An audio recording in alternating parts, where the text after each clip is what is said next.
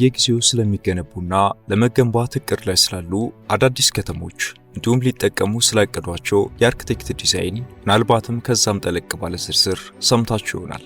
ለምሳሌ በአሜሪካ በረሃማ አካባቢ በአንድ ግለሰብ ሊገነባ የታቀደው ቴሎስ የተባለ ከተማና በጃፓን በ2020 የተገነባው ስማርት ከተማን ጨምሮ እነዚህ ፊውቸሪስቲክ ወይም መጪውን ጊዜ የሚመጥኑ የሚባሉት ከተሞች በርካታ ገጽታዎቻቸው የልብ ወለድ አይነትና በተጨባጭ ሊተገበሩ የሚችሉ ናቸው ብሎ ለማሰብ የሚከብዱም ቢሆኑም አይገርምም። ነገር ግን በዚህ መልኩ ከፈረጅናቸው መካከል ብዙ ፕሮጀክቶች ተተግብረው በአይናችን እንኳን ባይሆን በድምፅና ምስል ደርሶናል።